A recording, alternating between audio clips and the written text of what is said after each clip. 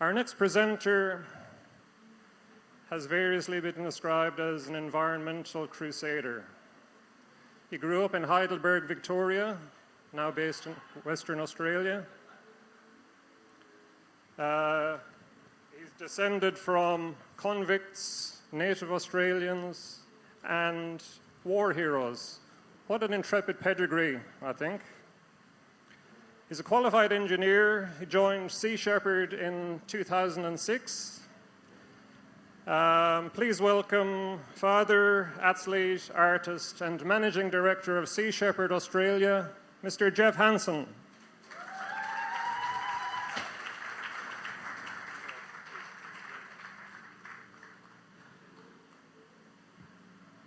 Thank you for that warm welcome. It's great to be here at Woodford, my first Woodford, and firstly, pay our respects to traditional owners, past, present, and I think you'll see through today's talk and tomorrow that our work with First Nations people in Australia is not tokenistic, and it's a pleasure to be here at Woodford. And thanks for Nikki and from Cave Urban and everyone that invited Sea Sheperd to be here, and we've been part of Woodford for many years. So thank you for having us here at Woodford, and thanks for coming along to my talk. I've been now involved with Sea Sheperd for 17 years, but that wasn't always the case. I grew up in West Heidelberg. For those that know it, back in the day was known as a bit of the Bronx. It was a pretty rough area. Some of the houses in the street had bars on the windows, but my first love growing up was dinosaurs. But as I couldn't have them as pets, that moved to reptiles, and luckily across the road was Darebin Creek. So I spent every waking hour I could down the creek, lifting up rocks, catching lizards and snakes, and just hanging out with mates and riding our bikes and building jumps and very much making our own fun. Even, we'd get cardboard boxes and slide down the grassy hills in the summer. It was, I think, something that's been lost today, these days, the element of just that freedom and not coming back and parents not knowing where you were until dinner was on the table. It was a lovely way to be back in the day. And I used to have, incubators with baby dragons hatching and, all sorts of reptiles and snakes growing up. And now I don't keep any animals in captivity, but that was my way of getting a bit closer to the natural world. Bear with me. I'll try. And growing up, definitely, I had my interests, a love of Star Wars. What kid doesn't love Star Wars? 1977, the first one came out. The same year that Sea Sheperd was started, and different films like, Blues Brothers and, all my cousins watching shows like Monty Python, and we could recite every word of the Life of Brian. And, family grew up, back in 1982, we were looking at, do we buy a new car, or do we, plan a trip to the States? So in 1982, Mum and Dad took us to America, which was quite, unique back in those days. Very few Americans had Aussies exploring like we did. We went over to see the World Championships in Speedway. My dad was a real Speedway fan, and we used to travel all through Victoria and checking out solos and sidecar racings. And growing up, I was always into my running, into little athletics, and Mum used to come to all the little lass meetings, and Dad never came, unfortunately, but I always had a passion for running and heroes like Gabriel Salesi. I used to call him the Smiling Assassin because he was such an incredible runner and the way he just floated around the track. My sister was 8 years older than me, and she met a fellow named Shane Kerrison, who went on to play for Collingwood. And my team was Essendon, so but I still went to a lot of Collingwood games and used to go down into the change rooms and see all that behind the scenes, which was really cool. And I think as growing up, I didn't realise how much of an important role Shane played in my life back in those days. As they say, it takes a village to raise a boy.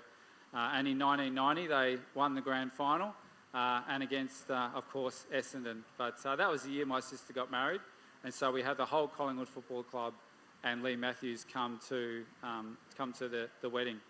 And other sports I've been into and various interests in music, and you'll see a couple of noticeable points there of Blues Brothers in this slide and the Red Hot Chili Peppers. And I've always been pretty fit and active over the years, you know, whether they're competing in a number of Ironman triathlons. One of them, Ironman Austria, I was out riding 2 weeks before the race. I went over the handlebars and broke my arm in 2 places. But I threw everything I could at fixing my body because the flights were booked, the accommodation was booked, and I still managed to go over and compete at Ironman Austria. Basically, I could drag my arm over in the swim and let it drag through, and then on the bike I could change the gears down, and then when it came to the run I was fine, and I actually did a 30-minute personal best at that event. So, and then last year at the Tour of Margaret River, our team managed to make the podium, which was really cool. But as I mentioned before, like growing up, I always had a passion for nature, and I always had a dream that I'd be a wildlife vet, you know, specialising in reptiles or helping animals on the plains of Africa hurt from poachers. But for all the wrong reasons, I ended up doing a double degree in electronic engineering and computer science. Don't ask me why. I guess, you know, growing up, I thought, oh, that'd be a nice, good industry to get in. I could get some money, you know, and I could then go and do whatever I wanted to. Not really thinking about the amount of hours you're going to spend at work. But, you know, and I remember sitting in lectures and at school thinking, this isn't for me, but I persisted with it. And uni life was fun. You know, I was involved with the water ski club. You know, I got to, you know, it was a really nice social element. So I think that's probably what I liked most about uni. Anyway, I finished the degree, got first class honours in computer science, and I thought, imagine what I could do if I actually did something I liked. So, but it was good. Like, I got to travel the world, and I lived and worked in America, and I lived and worked in Germany, and got to travel and see the world. But in America, I got quite sick, and I didn't know what was wrong with me. I remember walking up a set of stairs and being out of breath, which is quite weird because prior to going to America, I was, you know, competing for the, you know, university games in 400 and 800 metres. So, you know, I was pretty fit at that time.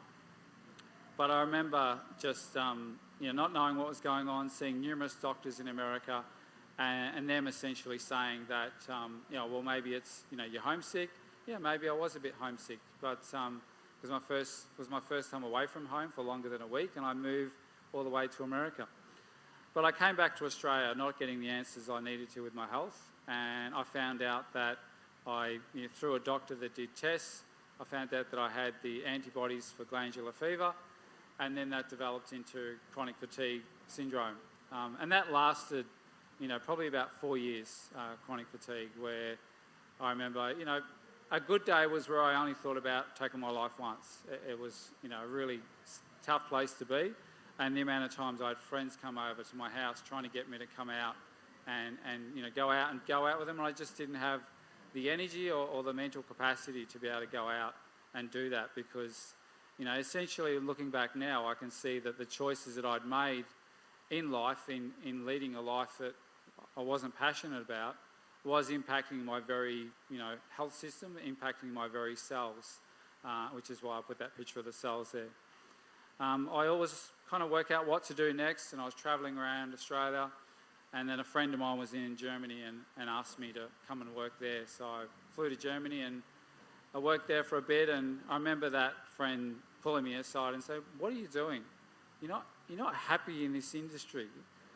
But I didn't know what else, you know, how to make a change, and I thought at that point that I was too old to change, and I thought, that's it, I got my life, I'm doing this career, and there was no way to change that. But I remember when I quit my work in Germany, I was travelling around Europe, going to various art festivals and checking out different, you know, museums and seeing quite a bit of nature. I started to think about, well, what could I possibly do, and what are the things that I was passionate about doing as a kid. Anyway, I came back home to Australia, and I ended up, you know, working out what I was going to do. I was thinking maybe I didn't know what work there could possibly be in conservation. There wasn't much out there at the time. And I still was doing an IT job, and at the same time I did a diploma of education to be a high school teacher in maths and science. I thought maybe I could do that.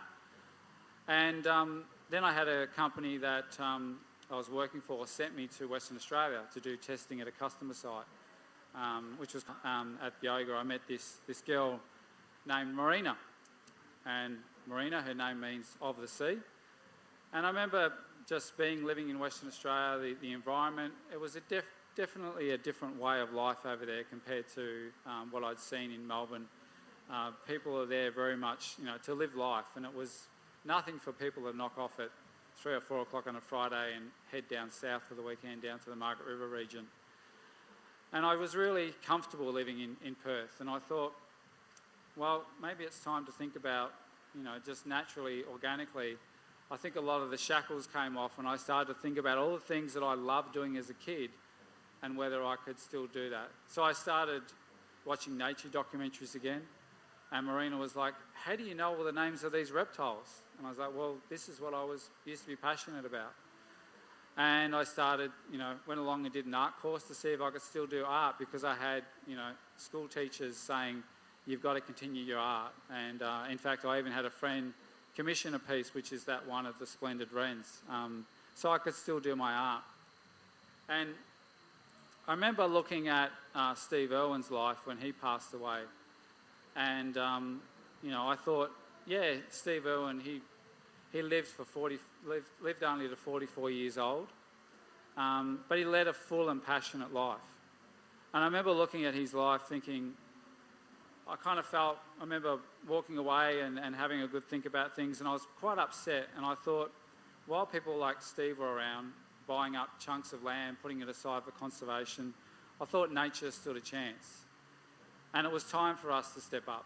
And I thought I needed to make a stand and step up myself, and also, get involved with conservation. And just around that time, I was actually in Melbourne with my mum, and there was a black ship parked there, the Farley Mowat. And I went on board for a tour with my mum. I said, come on, Mum, let's go and check this out. No idea about this organisation. I saw the work that Sea Sheperd was doing on the front line, actually intervening to stop Japanese whaling ships. And I saw whales still being killed, and I had tears in my eyes and a knot in my stomach. And I said, that's it, I don't want any more Christmas presents or birthday presents, just give money to this organisation. And around that time, I thought, well, what do I do next? So I went and started volunteering at Australia Zoo, and I did 2 weeks up there. And although, cleaning cages and picking up kangaroo poo wasn't exactly what I wanted to do, I still enjoyed it more than working in IT. But came back from Australia Zoo, and I met Paul Watson, the founder of Sea Sheperd, and he said he was trying to name one of our ships the Steve Irwin. And I met Paul at an event in Fremantle, and it was actually Marina that started volunteering with Sea Sheperd first. And Paul said, look, I'm trying to name one of our ships the Steve Irwin, but I don't know how to get a hold of Terry. And I said, well, I've just come from there, I'll see what I'll do, see what I can do. Anyway, so about 2 weeks later, after lots and lots of work, I got into work, and there was an email from Paul, and the subject was Steve Irwin it is. Jeff, we have permission to name the ship the Steve Irwin, we'll get right on it. And I stood back and thought, wow, I've only just started to get involved in this, and look at already the impact that I was able to have. And that was, really energising and inspiring and an uplifting. And I was still working in IT at the time. But then we had the permission from Terry to name the ship the Steve Irwin, and I took 10 days off work and flew to Melbourne to help get the ship, at the time was still called the Robert Hunter, ready for campaign, which was really exciting to be there. And the crew went out one night, and I was be on the gangplank and look after the Robert Hunter at night. But then on that down in Melbourne, Terry Irwin came in and unveiled the name and christened the Steve Irwin vessel.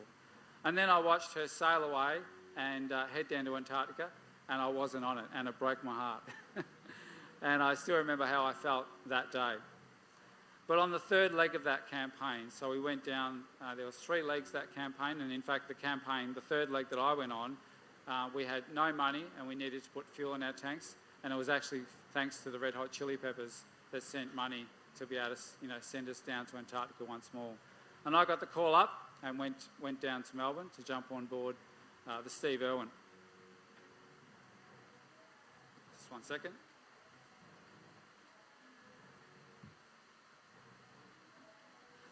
And first time out to sea was straight down to Antarctica. Never been out to sea before, and I remember that first night listening to a lot of people being sick as we hit all the rough seas and thinking, well, I don't know, seasick, am I going to get that? I wasn't sure, but it turned out I was okay with that. And then, on the way down, you just see the most amazing nature. The albatross and the sooty albatross that'll sit with you for an entire bridge watch for 4 hours, and ride the air currents around the ship, and surf the waves just like they were surfing. And they would do that for hours on end without moving their wings, beating their wings once. And then there's always a bit of a bet on board as to when we're going to see the first iceberg. But I remember one morning waking up and we saw 15, 20 icebergs, some 9-10 kilometres long, and in amongst this ancient world of ice, we had chunks of ice with Adelie penguins on them, and orcas storming through like the wolves of the sea, and then fin whales and humpbacks lunge feeding. But we were down there to stop whaling, and so we had to find the whaling fleet. And at that time we had 3 harpoon or kill ships that would do 24 knots, very fast ships that can turn on a dime, and then the factory ship, the one with the hole in the back. That's the vessel that we can keep up with. That's the one that we want to find. And we had located them at some point, but the weather closed in and we lost the fleet. And we'd got a tip off of where the whaling fleet might be, and we were kind of blindly heading in that direction. Takes a while to get anywhere at sea. But I remember studying the ice charts and weather patterns and thinking, wow, if I was a whaler, where would I be operating? I know we chased them out of an area which was about 30% ice consistency.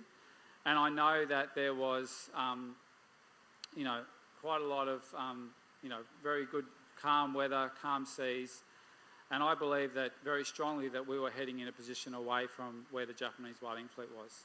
And I felt quite ill, I felt like I was going to be sick. And I called in the first mate and I said, look, I don't care if you don't act on what I've got to say. I just need to get this off my chest. So I explained my reasoning as to why I believe the whaling fleet to be where they were. Anyway, I called in the captain and explained my reasoning once more, and we changed course. And I stood back and thought, oh my God, what have I done? What if I was wrong? All the people that had, donated and got us to this point in time, what if I was wrong? But in a short amount of time, we managed to locate 2 targets on the radar that were basically sitting in the fog, trying to take us away from our position. They were moving quite quickly. That, to me, that was definitely, they were the harpoon ships. We did start to launch the small boats to go after them, but I was quite relieved to see that the weather was quite rough and we couldn't launch the small boats. So I was asked, where did I think the factory whaling ship to be? And I said, well, if they're heading that way, I gave them a course heading and we kept our course, and in a short amount of time, we had a much larger target on the radar, which was the factory whaling ship, the Nishimaru. And it took about 8 hours of pursuit until in and out of the fog, they took a photo and we could see the structure of the factory whaling ship, the Nishimaru, which we call the floating slaughterhouse. And that meant that whaling was ended, because when we're on the factory ship, that's it. They're not going to whale, because if we're with them and they're running, they're not whaling. Or we block them from being able to transfer the dead whales. Within the ocean, if they can't load the dead whales, they can't kill live ones. And that was the first time we encountered armed Japanese Coast Guard in Australia's waters. That campaign saved the lives of over 500 whales, and that was the campaign that I got asked to step up and be the Managing Director of Sea Sheperd Australia. And I did that for 2 years while still working in IT, so I did that as a volunteer. We also had a film crew on board shooting for Discovery Channel or Animal Planet, and even got to be poster boy one year, as you can see below. And from 2002 to 2017, we did 11 Antarctic whale defence campaigns, and we saved the lives of over 6,000 whales. And thanks to the court actions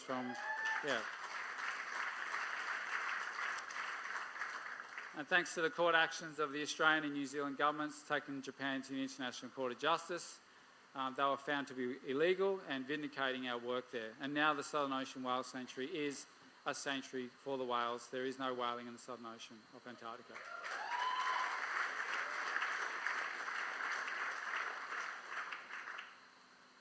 And we're most well known for our direct action work, but we kept getting asked about what we could do to help the Kimberley and the whales off the Kimberley coast. And I remember, I was in Fremantle and I went along to a Xavier Rudd event, and he played a song called Spirit Bird. And it was very much about the Kimberley and about, the way Premier Colin Barnett was operating at the time. It's a very powerful, moving song. Almost like a war cry to, all of us to come together and stand up.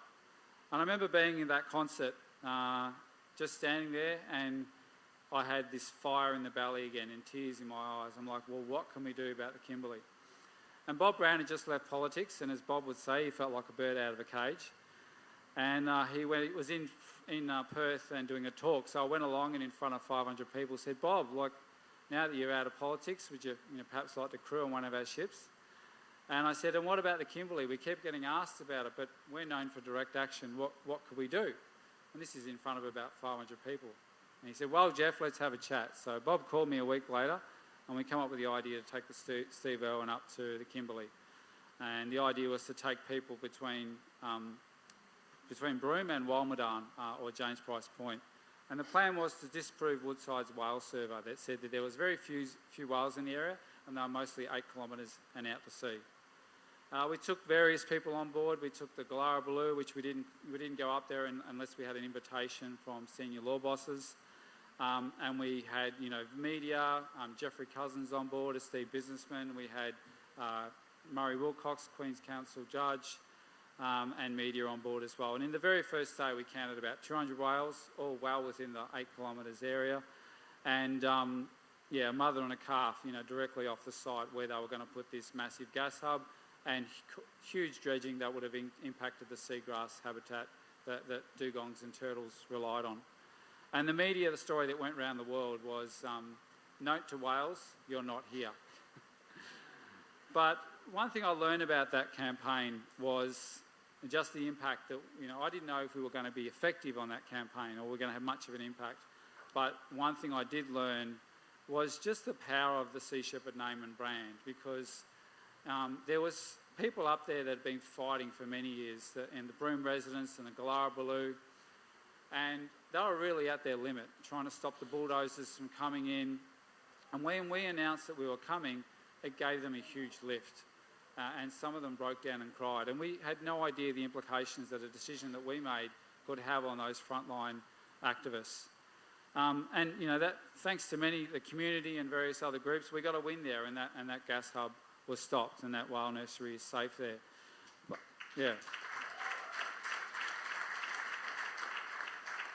But one of the things that I found was just almost like there's a bit of an X factor with the Sea Sheperd, because some of the hired thugs that were there that were, upsetting a lot of the activists, is that they went up to some of the activists afterwards, the local Broome residents, and said, look, congratulations on the win, but one thing that really upset us was that you guys got to go on that Sea Sheperd ship. Those guys are our heroes.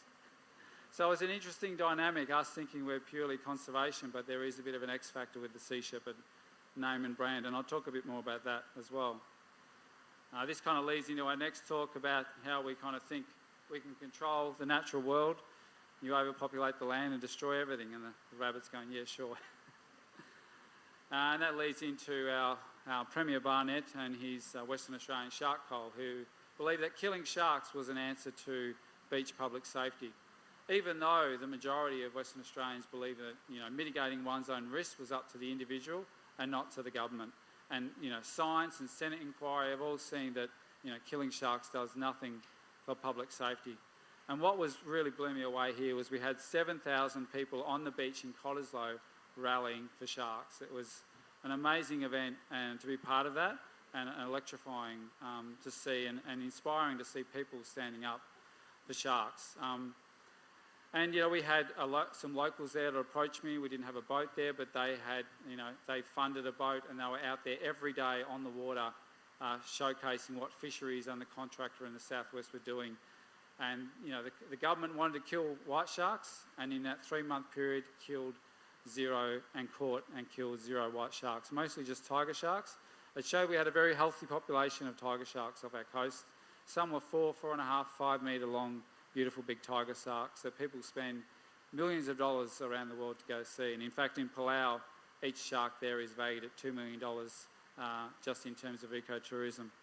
But I got to know a lot on that campaign, and it was a hard-fought campaign, but with the community and everyone else, in 3 months' time we were able to end that Western Australian shark hole, and we're working on our campaign over here in the eastern states. I got to learn a lot, especially in that bottom left picture, William Winram, an IEC and Ocean Ambassador. That's him free diving with white sharks off Guadalupe. He knows a lot about shark behaviour. And then obviously Paul de Gelder, and Paul, who was a Navy diver in Sydney Harbour that was attacked by a bull shark and lost his arm and his leg, and has been a strong advocate now for sharks. And in fact, that's Paul in Fremantle doing an instructional video with us on what to do in the event of a shark incident. So we released an acute shark attack pack to be able to put a tourniquet on, because we know that often when we have these shark incidents, it's mostly through loss of blood that we lose people, and not the actual incident itself. So that was a great victory there. And back in 2015, I got invited to Adelaide and was speaking on a panel, and I met a guy named Peter Owen. He's the director of the Wilderness Society in South Australia. And Peter told me about BP's plans to drill for oil in our Great Australian Bight. And what I had no idea about what was in the Bight. And but what I did know is that they were granted a lease to drill for oil in the Bight less than 6 months after their big oil spill in the Gulf of Mexico, which took 87 days to cap the well in the Gulf of Mexico. Millions and millions of barrels of oil, and BP just sprayed dispersant, which made the spill far, far more toxic. And that's in a heavily industrialised area where there's plenty of oil rigs to handle a blowout and drill relief wells. And it took 87 days to stop that oil in the Gulf of Mexico. But less than 6 months after that, Australian government granted leases for BP to drill for oil in the Bight in waters far, far rougher, far remote, and there's no industrialisation in the Bight, no other oil drilling there. So I got together with Peter and Bunna Laurie, a Mirning elder and a whale songman, and we sat down and said, well, how can we stop BP from drilling for oil in the Bight? And off the back of the Kimberley, we thought, well, we can showcase the Bight because very few Aussies know about it. So we took the Steve Irwin once more to the Bight to showcase what we'd all lose if there was a blowout there. And what we found was nothing short of remarkable. Very few of us know what's there, but the Bunda Cliffs that go from 80 to 100 metres vertical and stretch for 100 kilometres long.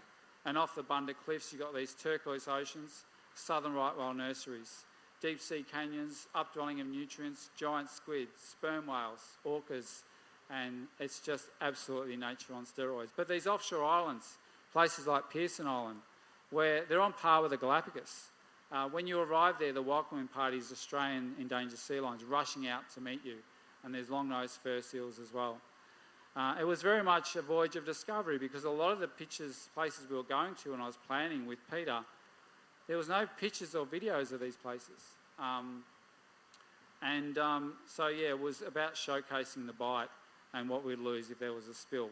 Because BP refused to release their spill modelling, so Wilderness Society actually had to commission their own spill modelling to do that.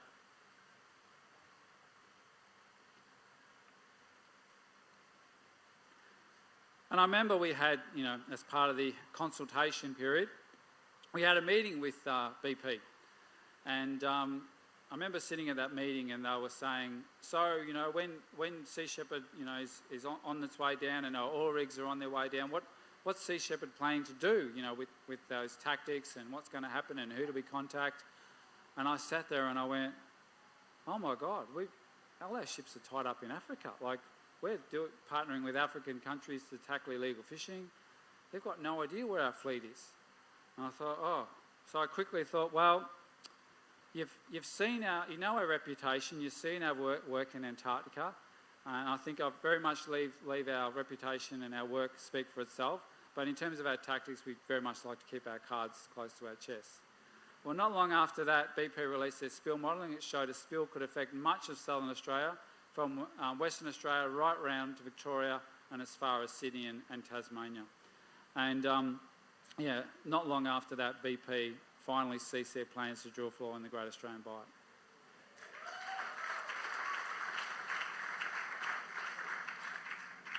So that was a huge win, but we still need to keep the pressure on because there's still two other big oil and gas companies, and not long after that, Chevron pulled.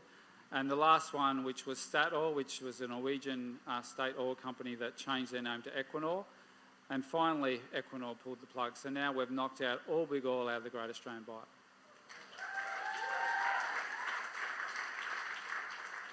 And our next piece now we're working on with Peter and the Wilderness Society is World Heritage to cover some 3 to 4 million square hectares, including all those areas I mentioned and a number of significant Aboriginal sacred sites.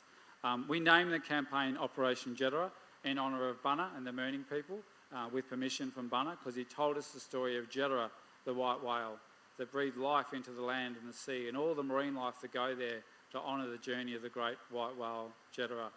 And it was quite remarkable that we designed the logo. It had the Bunda Cliffs, the turquoise ocean, and this white southern right whale.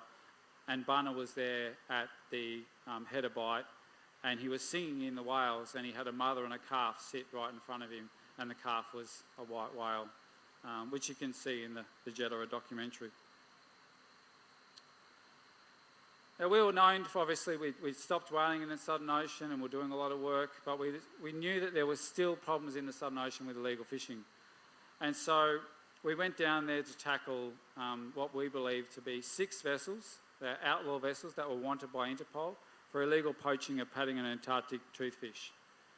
On announcing the campaign, there was various industry groups that believed it had all been cleaned up and we wouldn't find anything. And that we were a bunch of cowboys, and we probably should be, locked up. And one of those organisations was the guys from Austral, which is a legal toothfish company.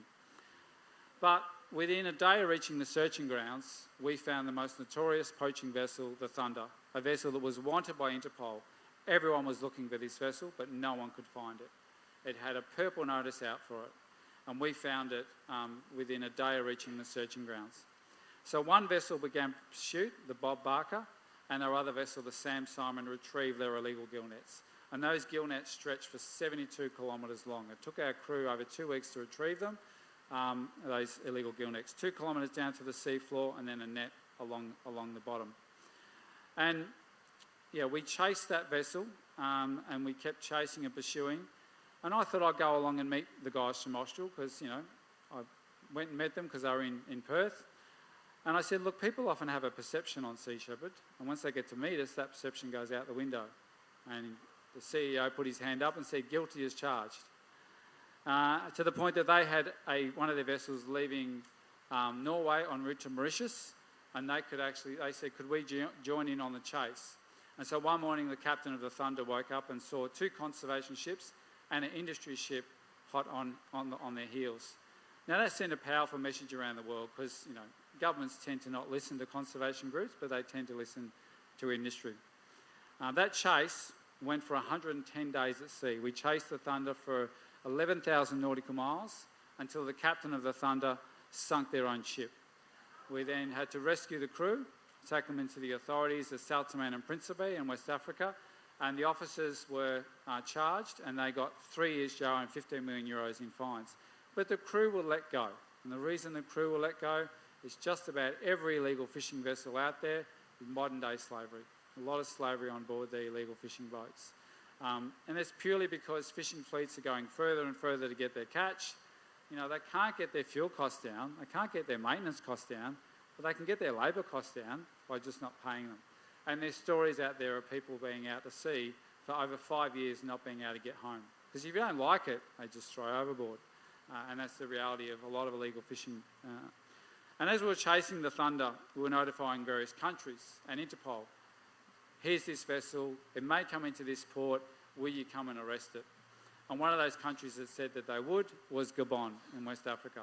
And that led to discussions with Gabon, and that found out, and that's that picture sort of in the top right, found out that they had an issue with illegal fishing in their waters, and also even monitoring the legal European Union fishing fleet that was operating in their waters. So they said, well, what if we were to provide the vessel and the crew, mostly volunteer crew, and the fuel, and you provide the armed authority on our ship. So we help you patrol your waters at no cost. We believe the money should come from other parts of the world. And they said, sounds great, because they only had a very small coast guard. They could only do 10, 20 miles at most out to sea.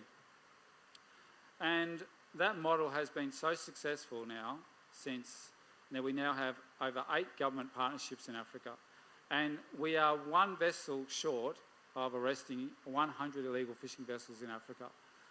And that is a huge deterrent for illegal fishing. Like even sometimes just a handful of arrests, even the legal boats are leaving because they don't want to be inspected. But we're seeing in places like Liberia, the artisanal fishermen who have nothing else can see the fish coming back for the first time in decades. And in places like Gabon, because they're seeing what's been happening in their oceans, they're actually increasing their marine parks and marine sanctuaries. So it's a huge, huge victory there. And then, that bit of a story there at the bottom, which the guys from Austral actually funded our volunteers to go up to northeast Arnhem Land and do a clean-up with the Indigenous Rangers up there. And that was our first clean-up with the Dimaroo Indigenous Rangers up there, because the scale of the plastics and ghost nets up there is so huge and so overwhelming. And, our Indigenous Rangers should be spending time on country, not cleaning up all this trash that's just washing up on their country. So that was our first one up there with Dimaroo. I'll just keep going, but there's another story there with regard to Austral, and essentially that, we couldn't get our DGR charity status in Australia. Both Labor and Liberal governments refused to give it to us. But it was actually through the work of our illegal fishing work and our partnering with Aboriginal Ranger groups, and then actually the guys from Austral who changed their perceptions, invited me to speak at state Liberal conferences that brought down perceptions and barriers in the Liberal Party.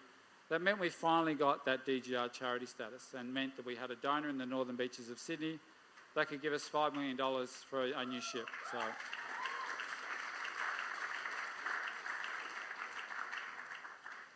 just mindful of the time. And that collaboration that we've done with First Nations people has, definitely been, growing and growing. The cleanups we do up in the top end and up in the top of Queensland, proudly working alongside Aboriginal Ranger groups, cleaning up sacred country and critical sea turtle nesting habitat. And we were actually invited to speak at Garma. Graham leads our remote cleanups, and he's also here at Woodford and been working here for many, many years. But that was a real eye-opener to go up to Garma and to be a part of the Bongal and just experience that song and dance. And it's amazing the overwhelming power that you get from it when you see culture that is really strong there, and the respect that the young have for their elders there in an Aboriginal culture that is really strong. I found it very overwhelming, the power of the place, and it gave me a great sense of clarity and refocus and purpose. And that panel I'm on there, the lady closest to screen there, Steph, she's the Managing Director of the Dimaroo Indigenous Rangers. And I remember we were having a discussion, and she's like, we're sick of being engaged. Everyone talks about engaging with Aboriginal people. We want to go to the next level. We want to get married. And I remember going up to Steph later, and I said, so Steph, we've been working with you for a while now with Dimaroo. I said, look, you know, what's the next level for us? You know, how do we get engaged, Steph? And she's like, you know, Jeff, we've been married a long time. So, to hear that we've had those people say that, you know, essentially what the work we've been doing up there is reconciliation through conservation, really, really warms our hearts. And that fella there in the middle with the dimmer Rangers with the beard is James, and he's over at our Sea Sheperd stall today, so go and have a chat to James and hear some of his great stories. Just a bit of a touching on family. Yeah, my dad, an old rocker from the day, and always had a lot of support from my family. And yeah, that's my great uncle, Teddy Sheehan.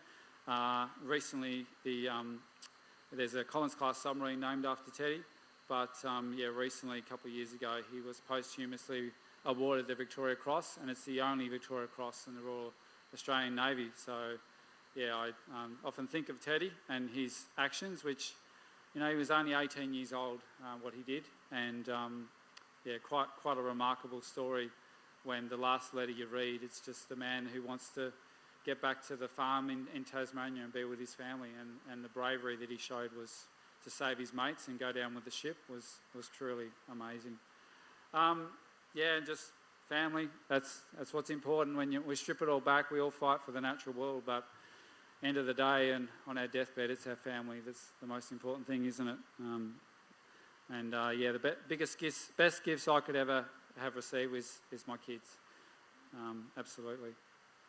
I talk about this journey that I've been on with Sea Sheperd, and I had no idea where it would lead, stepping on that ship back in 2006 in Melbourne with my mum, and where it's led me, and the friendships I've made. And I think that's what it comes down to. Yes, we're a marine conservation organisation, but it's the friendship and the relationships that we build along the way. Because if you don't have that, it's not real, it's not genuine, and it's not fun. And it's amazing the people I've got to meet over the years. I've become good friends with John Butler and Xavier Rudd and Veronica's, and even had lunch one time with the, you know, before Turnbull became Prime Minister, and Dan and Donna Aykroyd. And, you know, I've even, sometimes when I go to LA, I stay at their house, and then got to meet, you know, Anthony Kiedis from the Chili Peppers and spent an hour with him. Aerosmith, the list goes on, and obviously Uncle Jack, who's no longer with us, but a beautiful, beautiful soul. And if you haven't read his book, I recommend reading his book. It's a real cracker. But yeah, it's there's no starstruck here with these people. It's just people talking about conservation and what they can do to help. And I've really enjoyed the journey. Even talking with seagulls, with the guys from New Zealand that did that Beach Daz Bro cartoon. So they did one with a seagull. Pretty cool stuff. And one of those ladies there with sort of bottom right is Sylvie Gilliam, arguably one of the world's best ballerinas. And she looked at how she could use her position in reaching different audiences to talk about marine conservation. And so got to go and see Sylvie perform her farewell tour at the Sydney Opera House of 50 years old, retiring on the top of her line in ballet. And she performed The Last Dance at midnight on New Year's Eve in Tokyo, and she performed the Bolero. So you just never know who would have thought, the people you meet and the journey that's coming. But everyone wants to help, and that's the beauty of humanity. We do want to see the natural world protected, and people do want to help. A little bit of a teaser there. That's just keep an eye out for 2025, a new campaign coming to work in the protection of Australian sea lions. They've just been listed as endangered, and the campaign coming is very, very exciting. It's going to be very much hands-on. And yeah, I even got to go to Galapagos, so it's incredible. When I think about Sir David Attenborough, it's probably the only person I would be starstruck in meeting. And you think about his docos on Galapagos, and to go there was truly a privilege. But we have that off our coast, and I'm sure you have that off Queensland, our little areas of our Galapagos, and I know in the Great Australian Bight we have that with places like Pearson Island. And if you haven't seen the documentary Jeddah, I highly recommend it. I'm going to show a little video now that, this is quite new. I've never, done a presentation just on me and my journey, but this is a video that our team put together just for Woodford, so I hope you like it. I hope it works.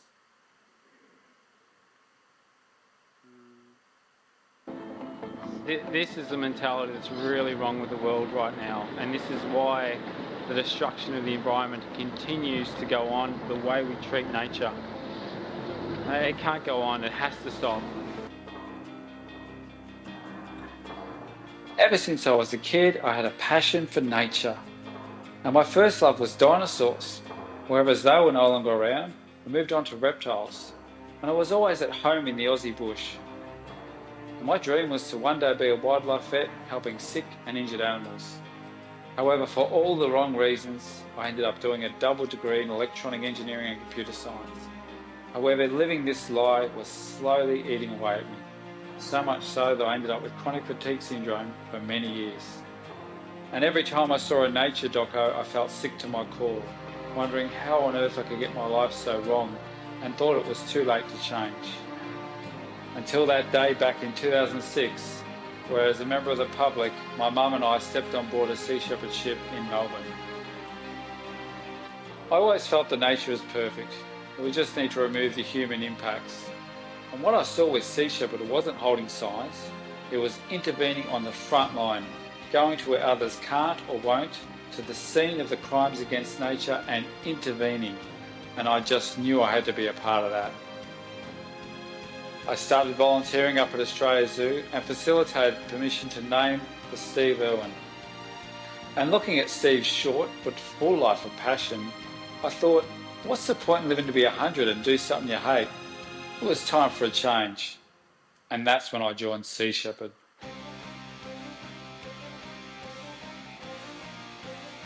Looking back now, it's hard to remember a time I wasn't doing something I was passionate about for a living.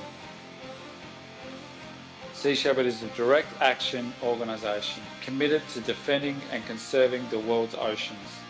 And what better way to spend my life than working to protect our natural life support systems, upholding the laws of nature that govern all life on our wondrous planet. My first campaign was in 2007 on board the Steve Irwin as part of the Antarctic Whale Defence Campaign, titled Operation Migaloo, where we confronted illegal whaling vessels. We saved the lives of over 500 whales on that campaign, which really cemented my decision to leave my IT job behind. Following the success of my time on that campaign, I was honoured to be offered the position of Managing Director of Sea Sheperd Australia by Captain Paul Watson. And for the first time in my working life, I had found purpose and a cause I could wholeheartedly commit my time to. In my many years with Sea Sheperd, working alongside other passionate crew and volunteers, I have co-led and led campaigns that have resulted in great victories for the oceans off Australia's coast. From stopping the Western Australian shark cull, to stopping the world's biggest gas hub, from going right through the middle of the world's biggest humpback whale nursery off the Kimberley coast. To stopping BP and all big oil from drilling for oil in the rich, fragile and biodiverse waters of our great Australian bight.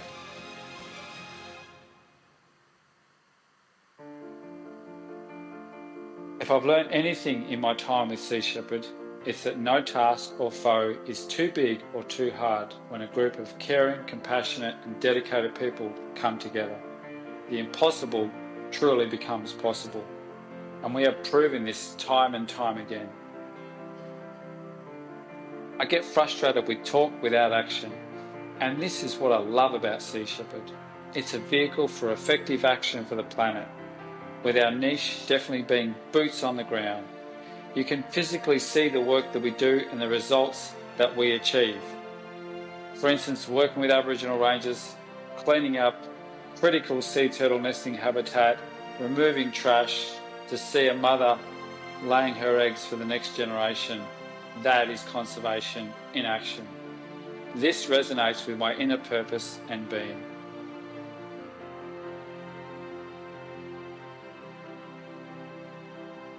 As a father, I'm even more bewildered why there is not a global rallying cry and action for nature. After all, the basic things our kids need other than love is clean air, water, food, and a livable climate. This is what nature provides. So putting nature first is actually putting humanity first, putting our kids first. We need to get our priorities right and safeguard their natural life support systems first. One of the greatest honours that I've played a role in achieving is that our work in Australia has been recognised as reconciliation through conservation. To me, this is what conservation is all about, with First Nations conservation going back thousands of generations, long before likes on social media. Knowing that because you acted, a species recovered, a habitat restored, or our children got to lead a life that they dreamed and imagined is all I could ever hope for. To me, nature is the most spectacular show on earth. Although it's been a privilege to serve nature, I truly wish movements like Sea Sheperd didn't even need to exist. However, until that day, I encourage you to take a leap of faith. Step on board. You never know where this journey may take you. You may just change yourself. You may just change the world.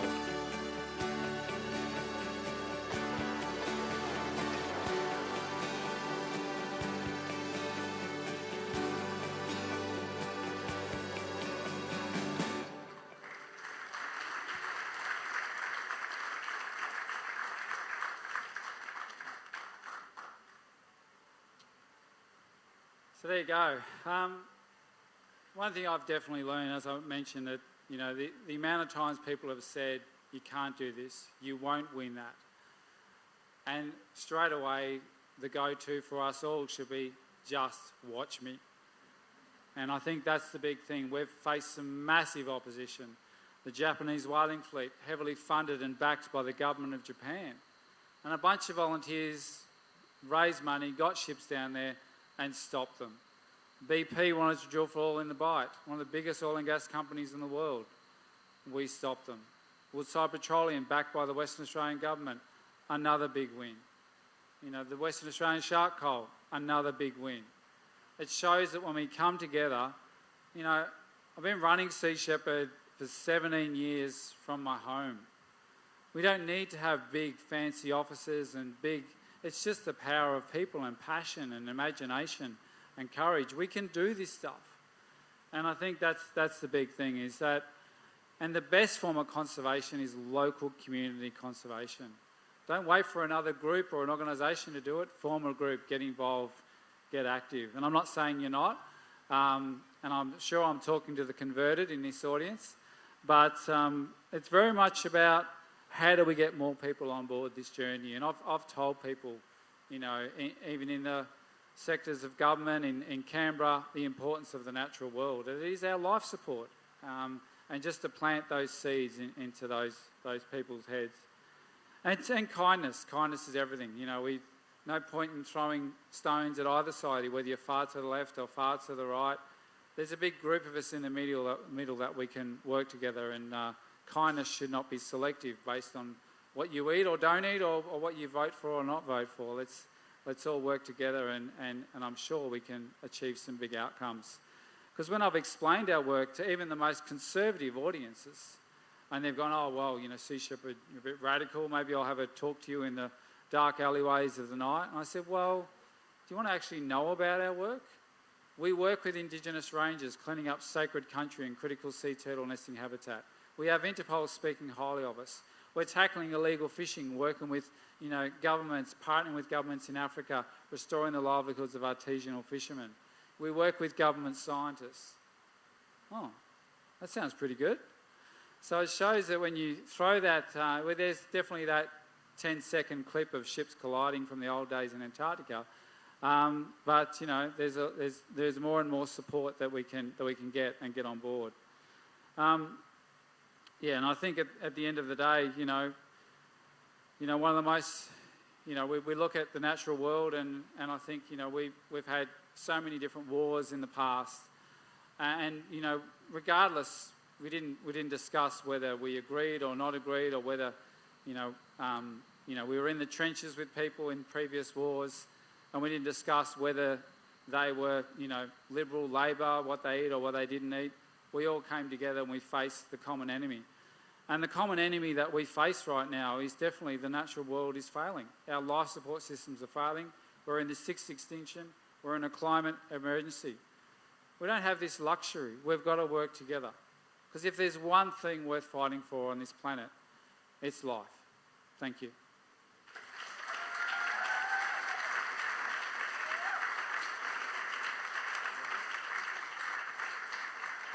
I think we've got like 5 minutes for questions, but yeah, thank you very much. The front. Two quick questions. Yep. First of all, what's the latest news on Paul Watson's situation? Yep. And secondly, do you work with Bloom, the French organisation? I haven't heard of Bloom, and the first one in terms of Paul, he's been released, so he's now no longer facing extradition to Japan. I think there is still an arrest warrant out there for him from Japan, but yeah, he's been released. Bloom, okay, thank you. Question up the back.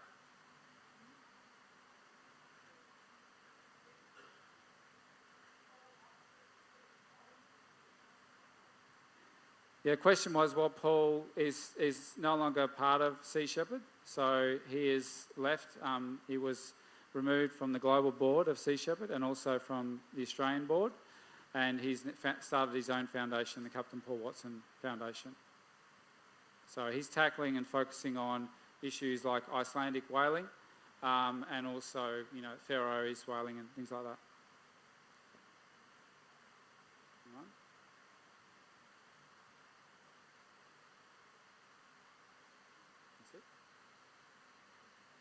Oh, and down the back.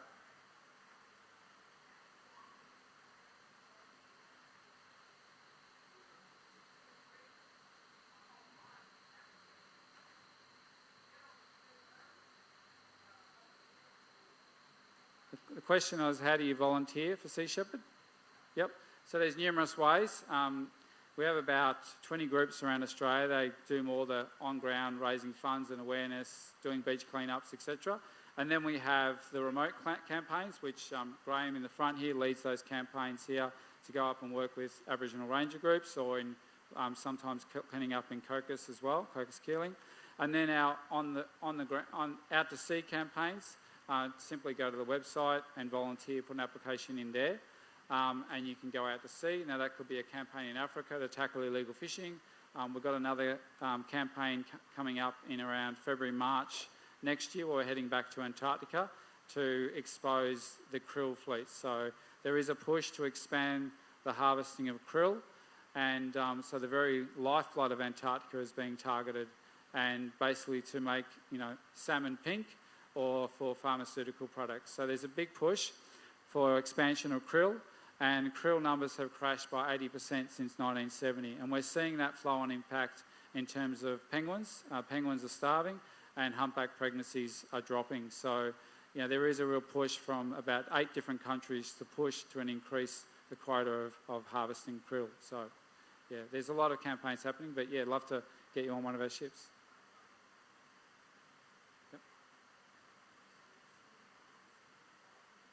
The Steve Irwin is no longer afloat in terms of it's no longer operational and able to go out to sea, but it's been Kerry Goodall and Ship for Good have the ownership of that vessel, and it's effectively like a museum and event space.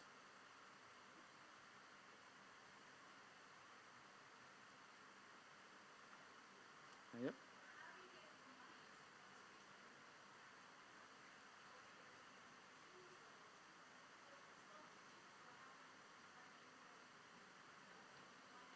Yeah, we're still very much grassroots, and a lot of funding comes from monthly givers. So, you know, I'd say over the years we've been really, really successful in delivering campaign outcomes, and not so good at the funding side of things and the business side of things. So we don't have a lot of big heavy hitters at times. So yes, we did get a $5 million donation from the Northern Beaches of Sydney, and that paid for the ship, but then we had to spend another $2 million on getting that ship up to our standard. And to run that ship every year costs $4 million. So our goal with Sea Sheperd Australia is to say, well, it's a vessel that came from the Northern Beaches of Sydney.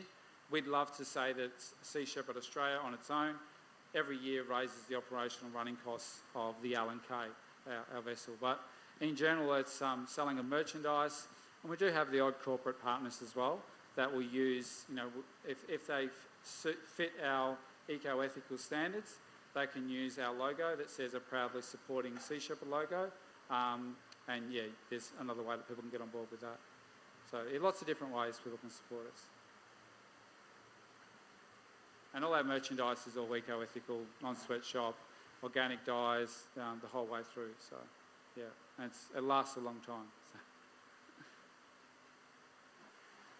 Okay, I think we're just about out of time, unfortunately. I'm happy to hang back and answer more questions. Yeah, so Jeff will be hanging around after this to answer more questions, and you've got a stall in the precinct as well? Yep. So you can catch up with Jeff there, and you can also catch Jeff here again tomorrow between 4:30 and 5:30. And put your hands together for Jeff Hansen.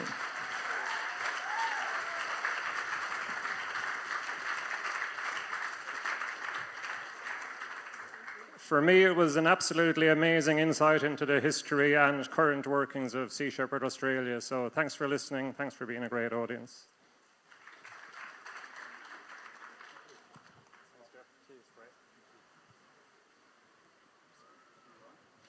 A couple of words from our partners as well.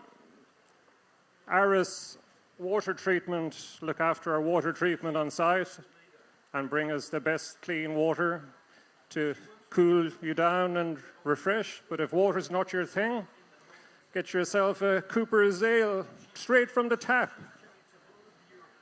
at various venues around the site. And our next presenter will be on in 30 minutes. Thank you.